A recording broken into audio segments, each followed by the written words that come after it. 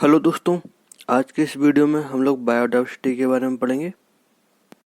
Biodiversity शब्द सबसे पहले वाल्टर जी रोजन ने 1986 में दिया था। बायोडाइवर्सिटी दो शब्दों से मिलकर बना है। बायो जिसका मतलब होता है लिविंग या लाइफ, और डाइवर्सिटी जिसका मतलब होता है वेरिएशन। इसलिए बायोडाइवर्सिटी का मतलब होता है कि लिविंग ऑर्गेनिज्म के बीच में वेरिएशन का होना। इसलिए जिस इकोसिस्टम में या कम्युनिटी में लिविंग ऑर्गेनिज्म का ज़्यादा वेरिएशन होगा, जितना ज़्यादा वेरिएशन होगा उतना वहाँ पे बायोडाइवर्सिटी ज़्यादा होगी।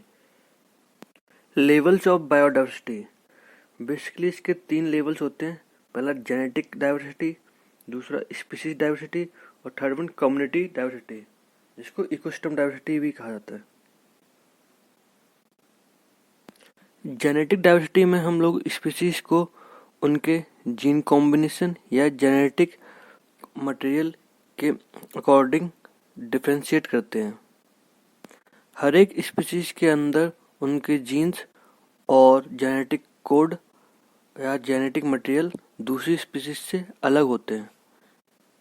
जेनेटिक डाइवर्सिटी की वजह से ही स्पीशीज बदलते हुए मौसम में अपने आप को ढाल लेते हैं।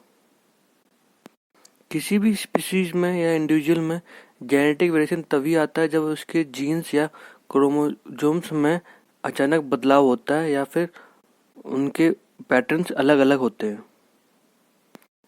फॉर एग्जाम्पल ह्यूमंस, सभी ह्यूमंस एक ही स्पीशीज के हैं, लेकिन जेनेटिक जीन्स के बदौलत उनके हेयर्स के कलर, आई कलर, स्किन के कलर ये सब अलग अलग होते हैं। जेनेटिक वेरिएशन की वजह से ही ह्यूमंस के फेस भी अलग अलग होते हैं।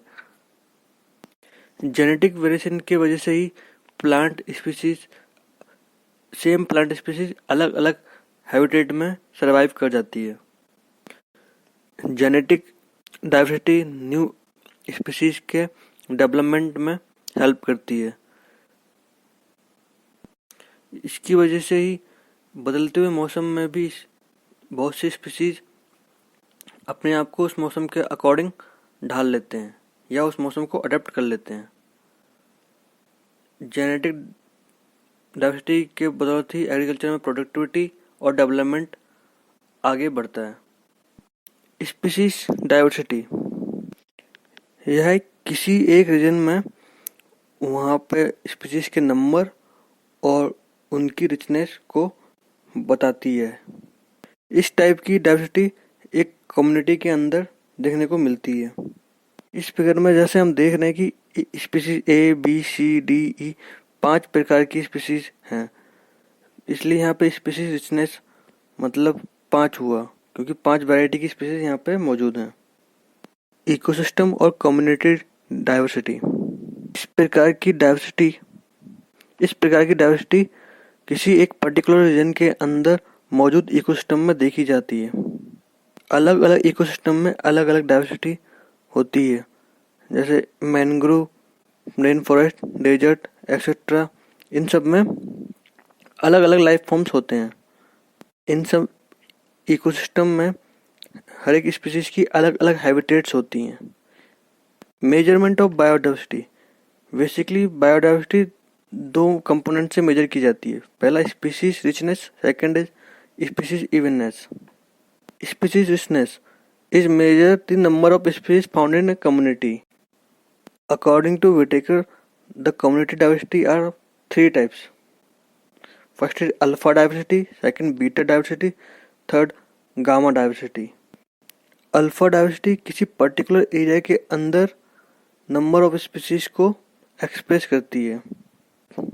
बीटा डाइवर्सिटी में 2 इकोसिस्टम के स्पीशीज के अमाउंट के बीच में कंपैरिजन देखने को मिलता है।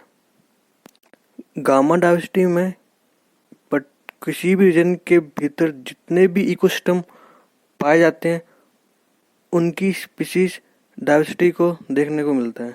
इसमें पूरे रीजन के डाइवर्सिटी को इंक्लूड किया जाता है। Species evenness, it measures the proportional of species at a given site. Species evenness में कॉमन स्पीशीज को देखा जाता है। इस फिगर में हम देख रहे हैं कि कम्युनिटी ए और वी में दोनों में 5-5 ट्री स्पीशीज हैं, लेकिन कम्युनिटी ए में पांचों ट्री स्पीशीज के नंबर अलग अलग हैं, बट कम्युनिटी बी में पांचों ट्री स्पीशीज के नंबर लगभग सेम हैं, वो सेम नंबर में वहाँ मौजूद हैं। इस कारण से कम्युनिटी ए में स्पीशीज इवननेस है, मतलब यहाँ पे समान स्पीशीज की संख्या कम है, जबकि बी में सभी स्पीशीज समान नंबर में मौजूद हैं। आई होप आपको आज की वीडियो अच्छी लगी हो। Thank you.